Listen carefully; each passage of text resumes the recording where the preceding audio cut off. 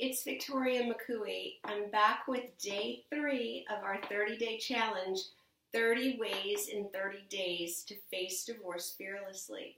Number 3 today, the number 3 strategy is create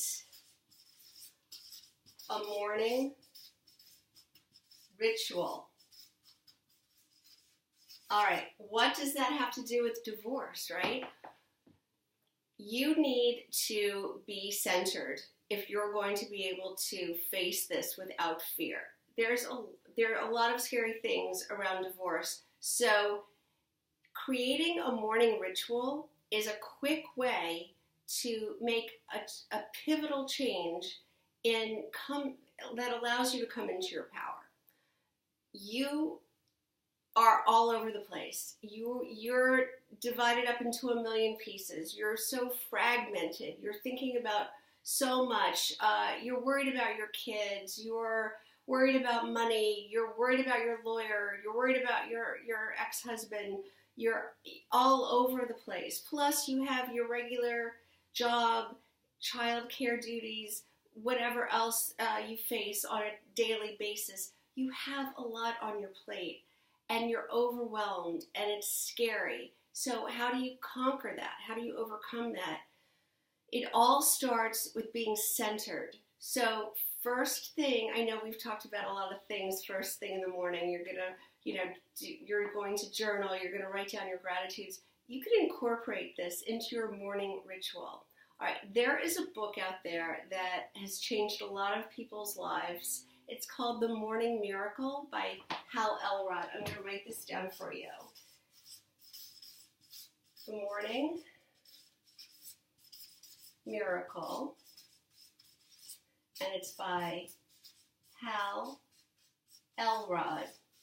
It made a pivotal change in my transformation for sure. So in this book, the essence of it is that there are 6 things you need to do every morning, and he's broken it down into, if you spend 10 minutes on each of the 6 things, you spend this first hour, you get up an hour earlier, and you spend this first hour doing that. It doesn't have to be an hour. You can, depending on how much time you have, you can do each one for 10 minutes. That's what it was, 5 minutes, or I even read on his site recently, he has it now, he suggests if you don't have that much time, you can do each one for 1 minute. So like 6 extra minutes in the morning, whatever. But here are his suggestions for how to spend that extra time in the morning. The first one is for silence.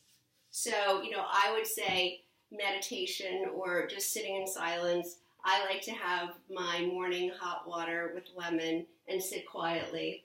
The A is for affirmations. Saying things that are going to help you feel empowered about yourself. V is visualization. It is so much harder to write on this than I thought.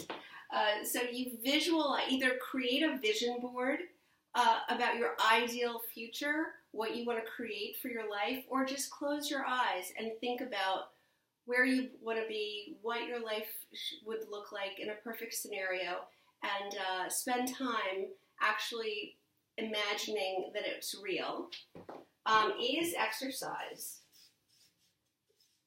So, even if you just do 10 minutes a day, like if you just walk for 10 minutes or jog in place or do push-ups or sit-ups or jumping jacks or whatever it is for 10 minutes. I like to do a 10-minute yoga tape, something like that.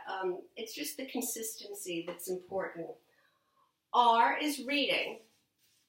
You have to fill the well. You have to become inspired. You have to read what other people have to say, what other people think.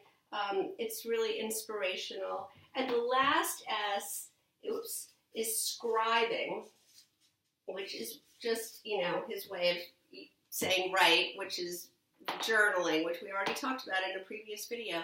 So these are the 6 things that he says you should incorporate. I say you do what works best for you. You do what you like because that means you'll do it consistently. It's all about consistency.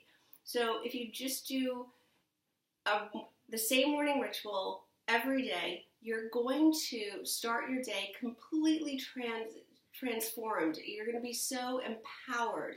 And this is going to help you feel that you can tackle anything that comes your way, including the fear. So yeah, this has everything to do with conquering the fear. It's going to embolden you. It's going to make you feel that you can take on whatever the day throws at you. You know, it's starting off on the right foot. And you're going to feel like you can conquer the world. So that's number 3 for day 3. Stay tuned, and I'll see you tomorrow for day 4.